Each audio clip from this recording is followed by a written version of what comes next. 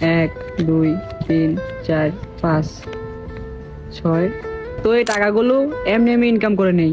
চলেন আপনাদেরকে প্রথম থেকে বলি। আসসালামু আলাইকুম, কেমন আছেন আপনারা? আশা করছি আপনারা সকলেই ভালো আছেন। আলহামদুলিল্লাহ আমিও ভালো আছি। তো গাইজ, আজকে সারাদিন অটো গাড়ি চালিয়ে কত টাকা ইনকাম করবো সেটাই আজকে আপনাদের এই ব্লগে দেখাবো। তাই বলতেছি আপনারা ব্লগটি সম্পূর্ণ দেখুন। যাই হোক গাইজ, অটো গাড়ি চালানোর জন্য খুব ভোরে ঘুম থেকে উঠে গিয়েছি। ঘুম থেকে উঠে আকাশের দিকে তাকিয়ে দেখি অনেকটা রৌদ্র আছে, এবং সেই রৌদ্র দেখে আমার মনটা অনেকটা ভালো হয়ে গেছে। কারণ কিছুদিন যাবত অনেকটা বৃষ্টি হয়েছিল, এবং সেই বৃষ্টির কারণে কোনো কাজ করতে পারতাছিলাম না, এবং কোথাও যাইতে পারতাছিলাম। যাই হোক, দাঁত ব্রাশ এবং গোসল করে খাওয়া দাওয়া করতে বসে পড়েছি। আলহামদুলিল্লাহ, আল্লাহ তাআলা যতটুকু রিজিক আমার কপালে রেখেছে ততটুকু রিজিক আমি খেয়েছি। তো সবসময় আপনারা শুকরিয়া আদায় করার চেষ্টা করবেন, তাহলে আল্লাহ তাআলা আপনার রিজিক বৃদ্ধি করে দেবেন ইনশাআল্লাহ। খাওয়া দাওয়া শেষ করে তারপরে গাড়ি চালানোর উদ্দেশ্যে রওনা দিয়ে ফেললাম। তো যাইতে যাইতে আমাদের গ্রামের পরিবেশ গুলো দেখতে থাকলাম। ভাই সত্যি বলতে আজকের আবহাওয়াটা এত পরিমাণ আমার কাছে ভালো লাগছে, মনে চাইছিল কাজ কাম বন্ধ দিয়ে শুধু আবহাওয়ার দিকে তাকিয়ে থাকি। যাই হোক, এই সবকিছু করতে হবে জীবনে বেঁচে থাকতে হলে। পড়াশোনা করতে হবে, কাজও করতে হবে, তার সাথে ভিডিও করতে হবে। ভিডিও করা যেহেতু আমার শখ, তার জন্য ভিডিও আমার যে কোনো মুহূর্তে করতে হবে,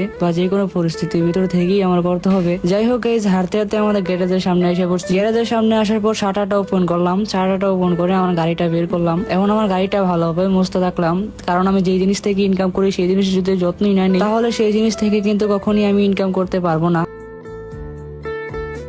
আমার গাড়িটা ভালোভাবে মোছার পর তারপরে বসে বললাম সিরিয়ালে কতক্ষণ জানি বসে থাকা লাগে সেটা আমার নিজেরও জানা নেই। যাই হোক, সিরিয়ালে বসে থাকতে থাকতে প্রায় আমি বোর হয়ে গেছি এবং খুবই ক্লান্ত হয়ে গেছি। আর আমি একটা জিনিস সবসময় বিশ্বাস করি, মানুষের সবচেয়ে বেশি কষ্ট তখনই হয়, সেটি হচ্ছে অপেক্ষা করা। আর অপেক্ষা করতে যেই পারে সেই কিন্তু দিন শেষে সফল হয়। তো গাইস, যাই হোক, দেখতে দেখতে একটি সিরিয়াল পেলাম। সিরিয়াল নিয়ে বাজারের দিকে রওনা দিয়ে ফেললাম। আল্লাহ তাআলা জানে আজকে কপালে কি আছে এবং কত টাকা ইনকাম করব, সেটা শুধু আপনারা সামনে গেলেই দেখতে পাবেন, সেটা শুধু আল্লাহ তাআলা জানে।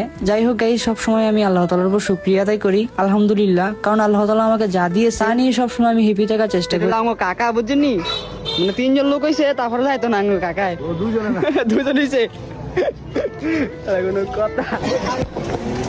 প্রায় 10 মিনিটের মতন বলেছি, ঠিক আছে, রোদ্রের ভিতরে কোন লোক পাইতেছি না। মানে দেখাই আপনি গো, দেখছেন টাটকা রোদ।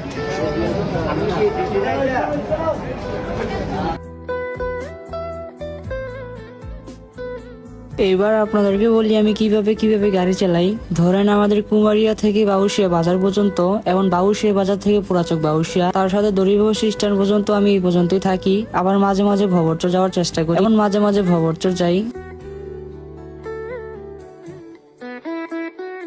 দড়িবাউসিয়া একটি সিরিয়াল ধরেছিলাম, তারপরে এসে পড়েছি আমাদের পুরাচক বাউসিয়া ঘাটে। পুরাচক বাউসিয়া ঘাটে একটি হোটেলের ভিতর ঢুকে গেলাম। হোটেলের ভিতর ঢুকে একটা সিঙ্গারা এবং একটা পুরি খাইতেছিলাম, কারণ এখন প্রায় বেলা 12:30 বাজে গেছে গা, কিছুক্ষণ পরে 1টা বাজে যাবো এবং আমার বাসা যেতে হবে। পুরাচক বাউসিয়া ঘাট থেকে একটি সিরিয়াল নিয়ে এসে পড়েছি আমাদের সেই ভবরচর গরুর হাটে মোটামুটি ঘুরলাম, এবং গাড়ি রেখে তো আর কোথাও যাওয়া যায় না, তার জন্য বেশি ঘুরতে পারলাম। ভবরচর বাস স্ট্যান্ড এবং ভবরচর বাজার থেকে ঘুরে এসে তারপর বাড়িতে চলে এসেছি।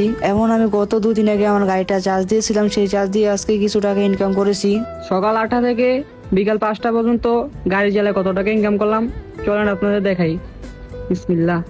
1, 2, 3, 4, 5, 6, 7, 7.5, 750। তো এই টাকাগুলো এমনি এমনি ইনকাম করে নেই।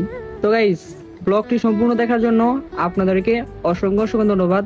ভিডিওটি ভালো লাগলে অবশ্যই আমার ফেসবুক পেজ এবং টিকটক আইডি ফলো দিয়ে রাখবেন। আর হ্যাঁ, যেদিন আমি গাড়ি চালামো ওই দিনের অভিজ্ঞতাটা আপনাদের মাঝে শেয়ার করবো, এবং যেদিন ঘুরতে যাবো ওই দিনকার অভিজ্ঞতাটা আপনাদের মাঝে শেয়ার করবো।